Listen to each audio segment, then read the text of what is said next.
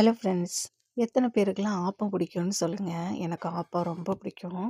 ரெசிபிலாம் செய்ய தெரியும். ஆனா, இதில ஒரே ஒரு பிரச்சனை இருக்கு. என்னன்னா, இண்டக்ஷன் ஸ்டவ்ல எப்படி இந்த பாத்திரத்த வச்சு பண்றது அப்படின்ட்டு, அதனாலேயே இவ்வளோ நாள் செய்யாமலே இருந்தேன். ஆனாலும் இந்த ஆப்பத்தோட கிரேவிங் ரொம்பவே குறையாம அதிகரிச்சுட்டே போயிட்டே இருந்ததா, என்ன ஆனாலும் பரவால்ல, களத்துல இறங்கிடலான்னு சொல்லிட்டு நான் இண்டக்ஷன் ஸ்டவ்வாக இருந்தாலும் பரவாயில்ல செஞ்சிடலாம் அப்படின்ட்டு செய்ய ஆரம்பிச்சிட்டேன். அதுக்குன்னு இது ப்ராப்பரான ரெசிபி பண்ணி செய்யலைங்க எதுவுமே. அரைச்ச இட்லி மாவு இருக்குங்க இல்லையா, அது புளிச்சிருக்கும் இல்லையா, அதில் நல்லா ஒரு 2 கைப்பிடி அளவுக்கு தேங்காய் துருவின தேங்காவை மிக்சியில் நல்லா தண்ணி விட்டு அதில் கொஞ்சமாக ஏலக்காய் தூளியும் ஆட் பண்ணிக்கிட்டேன். நல்லா மைய அரைச்ச மாவில் அதை நான் சேர்த்துக்கிட்டு நல்லா மிக்ஸ் பண்ணிவிட்டு ஒரு ஸ்பூன் கிட்ட சர்க்கரையும் அதோட சேர்த்து ஆட் பண்ணிக்கிட்டேன். அவ்வளோதாங்க ஆப்பம் மாவு. வேறு எதுவுமே நாங்கள் சேர்க்கல இதில். உங்ககிட்ட இட்லி மாவு இருந்தாலே போதும். எப்படி பக்காவா அப்படியே ஆப்பம் மாதிரியே வந்துருந்துச்சு. டேஸ்ட்லேயும் பெருசாக குறையில. ஆனால் அந்த ஒரிஜினல் டேஸ்ட்டுக்கு வரல.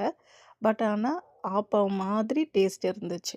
இதுதாங்க ஆப்பத்தோட ஸ்டோரி.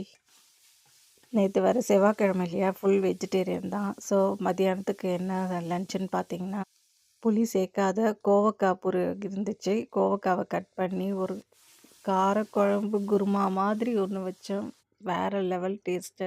இதுக்கு காம்பினேஷனாக சூப்பரான கருணக்கிழங்கு வறுவல் தான் செஞ்சுருந்தேன். எப்போ கருணக்கிழங்கு வறுக்கிறதா இருந்தாலும் அதை நல்லா ஸ்டீமரில் வேக வச்சுட்டு, அது அப்படியே பச்சையாக வேக வைக்கிறதுக்கு பதிலாக எல்லா தூளியும் ஆட் பண்ணிவிட்டு நீங்கள் இட்லி குண்டானில் வேக வச்சுட்டு அப்படியே எண்ணெயில் வந்து நீங்கள் வறுக்க ஆரம்பிச்சிங்கன்னா உங்களுக்கு ஈஸியாக இருக்கும். எதுவுமே உடையாமல் பக்கா.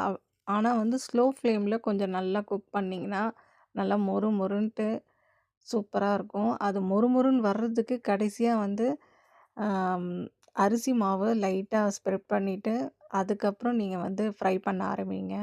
நல்லா சாஃப்டாக கிறிஸ்பியாக சூப்பராக இருக்கும். காரக்குழம்பு, அதுவும் கோவக்காய் போட்ட காரக்குழம்பு, கருணக்கிழங்கு பொரியல், கீரை. இதுதான் எங்களோட செவ்வாய்க்கிழமை வெஜிடேரியன் லஞ்ச்.